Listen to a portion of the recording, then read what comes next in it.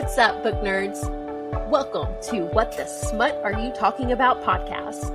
This is your weekly podcast where pretty much anything goes. Each week, I have a new or returning co-host, so be sure to stay tuned to see who I am chatting with this week.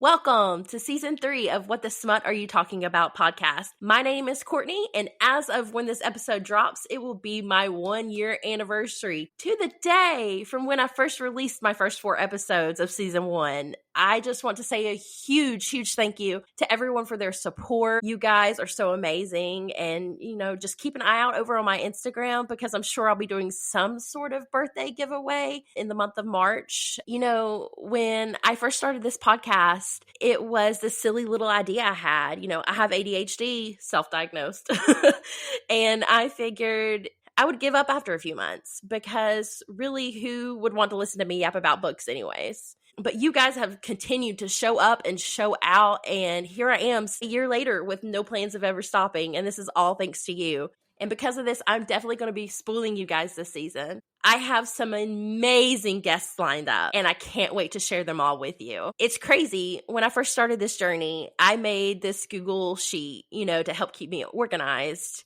And on one of the tabs, it has a spot for, dream guests. And so over a year ago, I put 3 names on this list thinking there was no way in hell that I was going to ever convince one of them to come on. Well, I kind of, forgot about this list, and which is funny because I just found it. I think it was like last week I found this list of these 3 names. Well, joke's on me because I did get one, and I'm just still in such disbelief. So, I'll stop rambling here and introduce you to the wonderful Kandi Steiner. Hi, Kandi. Thanks for coming on. Hi. Thanks for having me. Yes, thank you so much for agreeing. I was shocked when I got the email back saying, yeah, sure, I'll do it. I love to chat on podcasts, so you've got yourself into trouble now. I'm just going to chat your ear off the whole time. Oh, I love it. I bring it. So how's work been back from maternity leave? Crazy. It's so interesting. I'm kind of in the groove now because I came back at the beginning of November, and now it's, middle of January when we're recording this. So I am kind of in the flow of things, but it's been so weird trying to figure out what my new normal is because I obviously cannot have the schedule that I had before. So all good things though. I mean, writing's been going great, and I still love being in my office and just, working on my dream career literally all day. So it's great, but it's just different as far as how the timeline of things works. Also, when I wasn't sleeping, that was tough, but I'm sleeping better now. So I do not miss those days. When we had our second, I was like, why did I do this again? I was like, I forgot how awful the newborn stage can be when you're not sleeping. It happens so fast because I remember when she was like a month or 2 months old, and those nights were so long, and I would tell my husband, I don't want to do this again. I love her so much, but I can't lose sleep like this. It's awful. And then I'm not even kidding. By the time she was 3.5, 4 months, I was like, it wasn't that bad. It really wasn't that bad. We could do it again. It's like your brain just erases it. Motherhood is it's such a blessing. And that's my greatest title. I love it. It really is. It's incredible. I think it's really eye-opening to me, the whole experience. I knew I was excited to have her and to, go on this journey of parenthood with Jack. And I was as scared as I was excited, which I think is very normal for all new moms. Yes. But what I didn't expect, within the first week of being a mom, I felt like this whole new piece of me had been born, or this piece of me that had always existed, but I just didn't have access to. And it's I had this magical key that opened it up. And it's been so incredible getting to know that side of me that I guess maybe has always existed, but I didn't realize moms, I've always said moms are superheroes. If you listen to me on past podcasts, I say it all the time. I don't know how moms do what they do. They are superheroes. And now I'm oh, I get it. We really do have a reserve tank. We have superpowers. I am 100% convinced. Yes, I feel that deep in my soul. Well, before we get started talking about your amazing books, do you mind if I ask you a few questions? Yeah, let's go for it. What made you to decide to write your first book? Oh my goodness. So I had just graduated from college and unlike a lot of the college students today who read for fun all the time, and I love that. I love that that's a thing. I did not. I was just reading what was required of me, and I felt kind of overwhelmed in college. But when I graduated, I was like, oh, finally, I can read what I want to again. And I just dove headfirst into all of these really popular series that had been happening while I was in college, like Divergent and Hunger Games, and then 50 Shades. And before I knew it, I stumbled upon indie romance books. And I majored in creative writing, so I knew I wanted to write, but I always thought it would be like nonfiction books. And all of a sudden, I found myself thinking about romance. I had all these ideas. I was like, this makes so much sense. I've been a hopeless romantic since I was born. I love love. I'm all about romance. And I got an idea for a book. So I told my friends in line for the midnight showing of the last Twilight movie that I was going to write a book and publish it on my 24th birthday. And so that's what I did. That is so amazing. Thank you. I Yeah, love it was so fun. I love that you were in line for Twilight when you like decided this. I did. And I just went full in. Like I started writing the next day. I still have notes and stuff from that first drafting experience, which is obviously much different than my experience now. It's just such a good reminder to me too, like not that I didn't learn a lot in college, I did, but what I have learned since writing has been so much more valuable than what I learned in college. And that first book, I think, shows it. Like it's like practice makes not perfect, but practice makes better. The more you write, the better you get. And so if any of you ever go back and read my first book, just I'm sorry in advance, but also enjoy the show.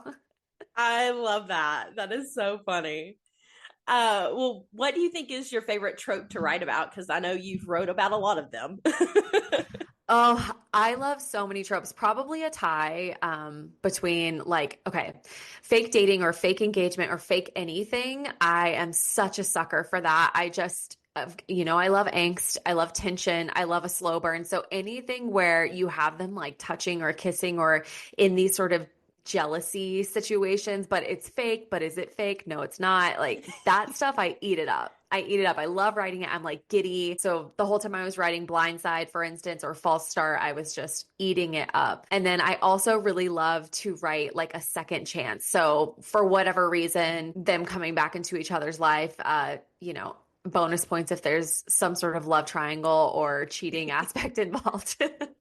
I love that. Yeah, that checks out because my favorite to read is fake dating, marriage of convenience. So Yes. what's funny is I'm an Audible reader or listener, however you want to say it. But I got my wrapped yesterday and you were my top listen of all the authors that I've listened to. And I it was like 250 something books last year. So Stop. I love yes. that. That's amazing. What an honor. I get so happy when people tag me in their wraps. Like, I love to see that I was like their most read or most listened or one of their favorite books of the year. It literally makes my day. So I love that. Well, if you could go back in time and relive the experience of publishing your first book, what would you do differently? Everything. Everything. Oh my gosh. I am blown away by debut authors now, especially like specifically, let's talk about independently published romance authors right now, right? So those who Right. are self-publishing in the romance genre, they have access to so much knowledge that we did not have access to back when I was first starting. I mean, it was 2012 when I started writing, 2013 when I published. Like it just wasn't the same. So I had no idea what I was doing. I had no idea about the business aspect of side of things. I was just a creative trying to make art. That was literally it. I wanted to write a story. My cover was one of my sorority sisters. The picture was taken by some girl that I met in college that I just had her take on like her little Nikon. And I've designed a lot of my covers, but I designed that one in InDesign, not even in Photoshop. Like I didn't even understand Photoshop at the time. So I had no idea what I was doing, but I had passion though, I had drive and I had hunger, which I think is a huge component if you want to make it, especially as a self-published author. And I just was like, I'm going to find readers who want to read what I write. I'm determined. And yeah, that was kind of how it rolled out from there. But if I could go back and redo it, I would love to have known everything that I know now and be able to plan like, oh, maybe I will start with a series and I will make sure I've written at least 2 books before I publish the first one so that I have a consistent schedule and consistent rollout and I can get ahead. Like there's so many things. I would have edited it much better than I did. So yeah, lots of things that I would have changed. But at the same time, I'm very thankful for the experience as it stands. So That's amazing. Well, how do you like to spend your free time? man. Right now, mostly hanging out with Rosie because I'm obsessed with her. I don't know if this happens to every new mom, but it's like I have like 78,000 photos of her in my phone already. I just love to hang out with her. I'm like, she's the best. Like, she's so funny and cute, and I could just stare at her all day. I love taking her outside and like watching her discover the world. Obviously, stupid in love with my husband, so I love hanging out with him too. Like, we spend a lot of quality time together. And because my job is so tied up in a lot of digital, right, like emails and social media and things like that, once I'm done with work, both of us really just kind of put our phones away and hang out and do stuff together. And I try not to be super active online on the weekends for the same reasons, just to be like present. And then if I'm hanging out with myself, I'm probably pole dancing, or working on getting back into pole, or doing yoga or playing Sims. I sometimes like to play Sims. So yeah, like just whatever, hiking. There's a lot of things, but mostly just trying to be present and kind of like disconnect because I love my job. So it's super easy for me to make it every minute of every day. And I try to find a good balance and set some healthy boundaries there. Yes, that's my goal for 2025. I was just talking to someone about this last month. That like I can't say no. I'm like the type of person I don't like to say no, and I just truly don't disconnect. So I'm taking more time for myself and my family. So that is my goal, and hopefully my husband's going to hold me accountable. I love that goal. And I think you should remind yourself of it every day because I don't know, I can't speak for everyone, but I bet the longer that you go having those times of disconnect, the happier you're going to feel inside. Like social media is great, especially the book community, I think. However, there's a lot of dumpster fire garbage on there. And Yes. it's really hard to get it out of your head sometimes. So the first step I took, I remember, was like I put my phone away after a certain time, and it was I think like 8:30. So I was just like, after 8:30, I don't need to be on my phone. I don't need to be watching TV. I can read. I can sit and hang out with my family, but I don't want to like be looking at a screen that late at night. And it's crazy how much better my sleep got and how much better my mood became. It's like directly linked for me personally. So I love that goal. Oh man, that is so awesome to hear. So yeah, I haven't quite mastered it yet. I've been so freaking busy, but it's It's because definitely a you don't goal say and I'm no. Say it with me. I No. know. No. It is hard. I get it too. I will say I used to say yes to everything and I would never say no. One, I didn't want to miss out on anything. And two, I felt like to be a good person, I had to always be available to everyone in my life, but that's not the case. Like you can be a great friend, a great daughter, a great whoever, author, reader, connection online to the people in your life while also saying, you know what? I would love to record that podcast with you, but 8 p.m. does not work for me. Can we do another time? You know what I mean? Yes. Yeah. When I first started, my husband, he was ready to kill me. He's like, I never see you. You're always recording. I was like, I'm Oh, just excited. I'm sorry. But I got it down to where if I'm recording on the weekend, I only do one recording every weekend. So, which is that's when I mainly perfect. record because, I work full time. So, it gets crazy around here. But yeah, so I at least I got it down to a science now when it comes to recording. I love that. I love that. You're killing it. Well, thank you. I just announced my book deal today too, so we can talk about that as well. Either way. Oh my gosh, I missed that. Oh, Oh, Yes. Congratulations. Thank you. Thank you. Yeah, I just so Arndell, who they're an imprint of Keeperton, which is TL Swan's publishing company. They purchased the rights for paperback to A Love Letter to Whiskey, The Wrong Game, and The Right Player. So they're going to be coming to bookstores this year. Oh my gosh, that's so freaking exciting. So exciting. I'm Oh very my excited. gosh, I'm excited. I can find it at Target now. That's right. That's the goal. I can't wait to walk into a Target and see my book. I might actually fall on the floor. Okay, so which Target do you go to? Okay, there's a Target over here in Chattanooga in Hickson. That's where I go. That's my Target. So I I So if will you go ever stuff see me there, stickers. I was gonna say I'll definitely be Yes. sneaking in to sign them there. So I love that for you. And I will definitely, because I like will randomly like go sneak stickers into like books that I usually talk about. So I'll definitely like have to find your books and stick some stickers in them. I didn't realize that you were a Chattanooga girly. We could have had this podcast in Yes. person. All right, so let's talk about some of your books. Kings of the Ice, man, that is that's my favorite. Jackson, I just if I could like have a real life book boyfriend, Jackson would be mine.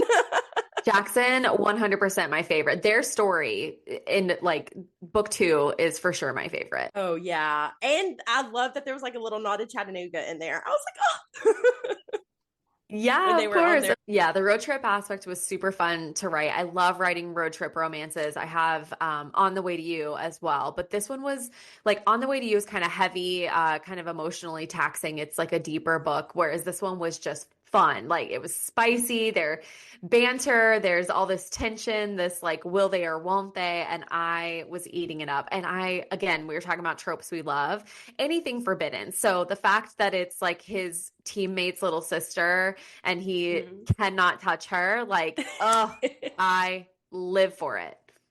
Yes. So how did you get into sports romance? Like, are you just a fan or did you just say, hey, I'm going to try this out and see how it goes?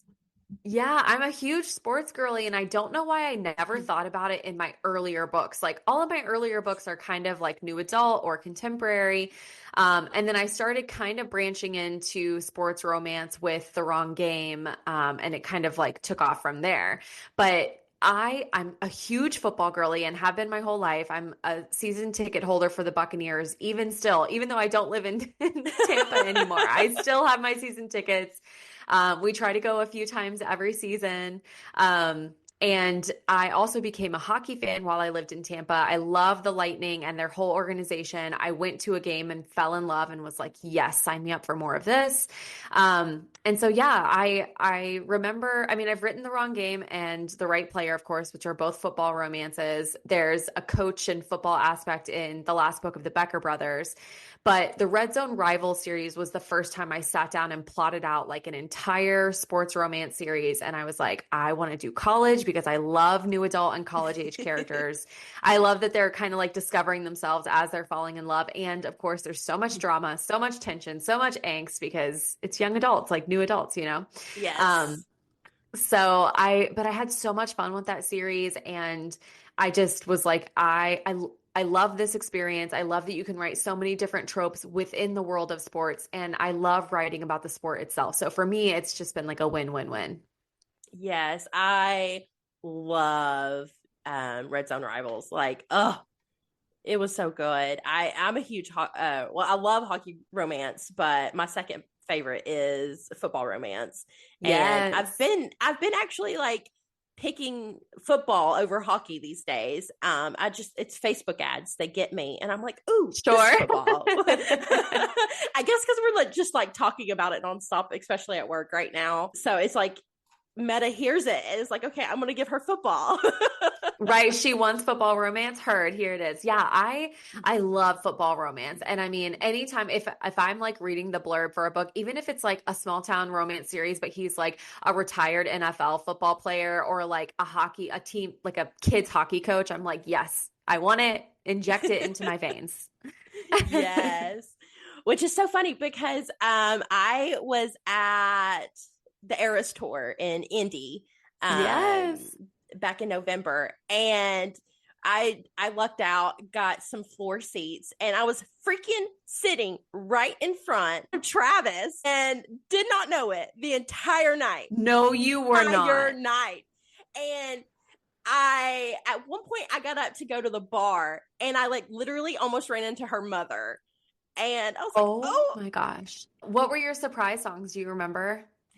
I do not remember because I ended up getting sick at the show. Like I have like a lot of stomach issues, and I was with my best friend, and she gave me some pain medicine. And so, like the last half of the show, I'm just like hanging out, sitting down, like I felt miserable, but I was still trying to enjoy myself. Oh, oh, It's that's so because rough. I'm so sorry. I did it to myself because we traveled that day there, and because it's about a 6.5-ish hour drive from here, and I like just like pigged out on junk food, so I did it to myself. I feel you. So Yeah, our yeah, stomachs are not as indestructible as they were when we were younger, are they? Like I just like travel with Pepto now. I'm like yeah. just in case. Um, Yes, I but yeah, yeah, I went to the Eras tour in Tampa and it was just such an incredible experience. And I love that you brought up Taylor and Travis because, we're talking a little bit about sports romance and I just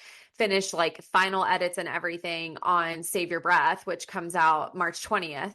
can't And wait. I'm so excited. And it's like, it's kind of Taylor Swift vibes just because Mia loves like this huge pop star.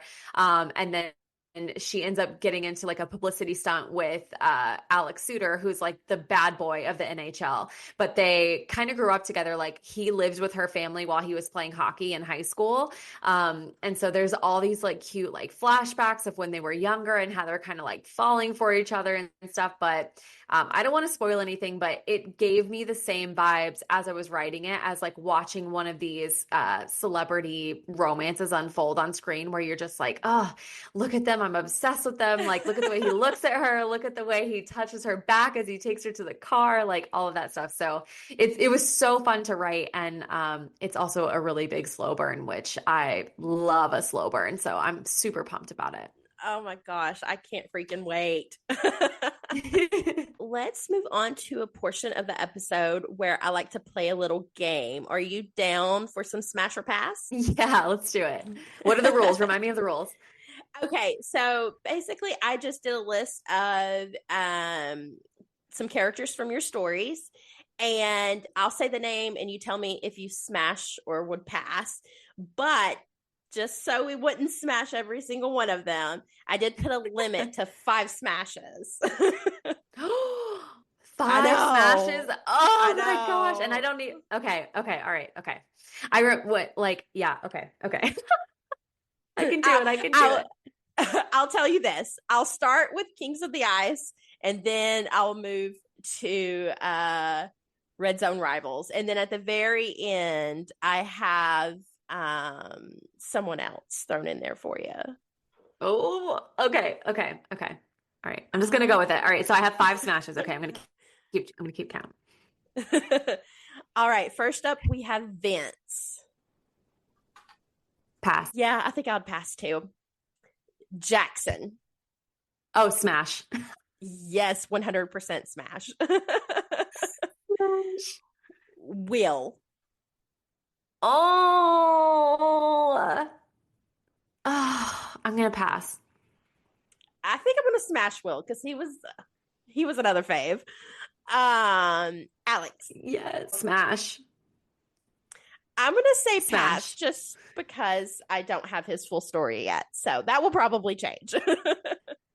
That's totally fair. That's totally fair. Oh my gosh, I only have 3 left. I'm so stressed out. Okay. All right. Next up, I have Zeke. Oh, oh my gosh, this is so hard. Smash. I would smash Zeke for sure. Yeah, I would smash Zeke as well. I Clay. love that. Oh my God, smash. Like, obviously. Yeah, smash too. Dude. Holden. Okay, I have to pass on Holden, but I only because I know there are 2 other guys coming that I want to use. I want to like split my smash equally between them. Okay. Because you're about to ask me about Leo, right? Yep, Leo's next on the list. Okay, wait. Would you smash or pass Holden? I'm going to say pass on Holden. Okay. Now we're to Daddy Leo. Now we're to Daddy Are you gonna Leo. ask me? Are you gonna ask me about Kyle next? Probably. Like I have to decide. Okay. Oh, this is so hard I've already because forgot how many I have to smashes say I've I used. love. See, you got to keep track. I only have one left. Okay. I love Leo, but if it's between Leo and Kyle, it has to be Kyle. So I'm going to pass on Leo, which I don't want to pass on Leo. Oh, this is torture. Let me think. How many did I? Let's see.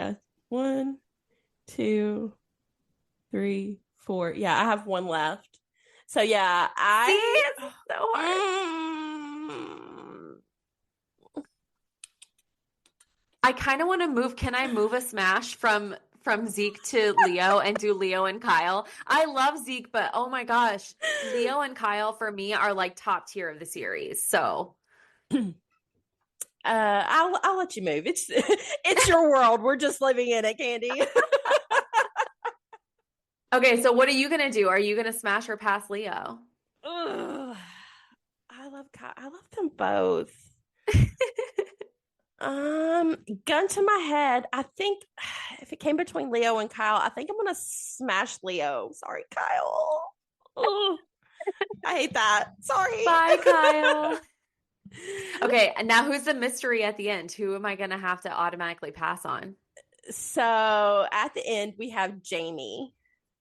Oh, Jamie. You know what? I would actually pass on Jamie because in my head, he is with B. Like, I can't even imagine a world where Jamie would smash, you know? Oh my gosh. Yes, I totally get it. I totally get it. So tell us what's up next for you. Well, like we talked about a little bit, Save Your Breath comes out March 20th. So I'm very excited about that. The cover reveal is on Monday. So by the time this episode airs in the third season, the cover will be live. So you can definitely check that out. It's up for pre-order. Like I said, it's, NHL bad boy and pop star, childhood lovers, fake engagement. It's super, super fun. And then after that, I'll be re-releasing The Wrong Game and The Right Player this summer into bookstores with the help of Arndell. And I'm so excited. I just cannot wrap my head around the fact that I get to walk into bookstores and see them in stores. So I'm super pumped for that. And they're both up for pre-order right now. Oh my gosh, I'm so excited for you still about this. That is major news. I'm so excited.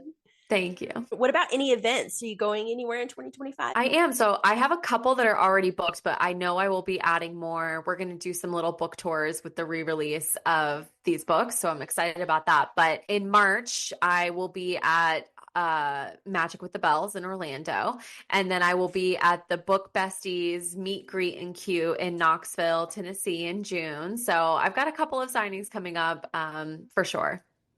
Yeah, I am. I actually found Mary and Ashley on Instagram, and I joined their little book club virtually because I don't make it up to Knoxville very often. But I've actually made some awesome friends through their group, so I will actually get to meet you in person. Amazing! They are the best, and their little book group is so fun. They really are. I ended up getting a table and I'm sharing it with one of my author friends, TL Martin. So cool. We'll both be there. So that's exciting. I'm really excited. Yay. Yeah, I'm really excited. It's my second event for the podcast. And so the first one, I was so nervous. I talked myself out of talking to several authors, and I had to go back home and be a little keyboard warrior. And I'm like, listen, I didn't meet you, but I would love to talk to you. I totally get it. It's intimidating sometimes, especially the bigger signings. But once you kind of get your nerves out, it's just so fun to be around other bookish people. It really is. It really is. And man, I don't think I've ever talked as much as I did at that event. And I kept on chugging water, and my husband's like, you have got to stop. You're drinking way too much water. I was like, it's a nervous habit at this point. Right? Oh, I love it.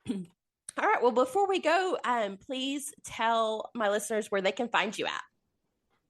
Okay, well, first of all, I just want to thank you so much for having me on. I appreciate you using your platform to kind of spotlight indie authors. It's very, very much appreciated. But if you're listening, I'm everywhere you are. So TikTok until it gets banned, Instagram for sure. My website is candysteiner.com. And if you go there and sign up for my newsletter, I will send you a free ebook. So if you're curious about hearing more about my books or you want to give me a try, you can do it for free. But yeah, I'm everywhere you are. So literally any social media you can think of, just search for me there. I love that. Yeah. I just now really got into posting on TikTok and I'm like, why am I even trying when it's going to get banned pretty much? So I know. I have like lost my will to live over there. I'm like, oh, I'm gonna miss it so much. Yes.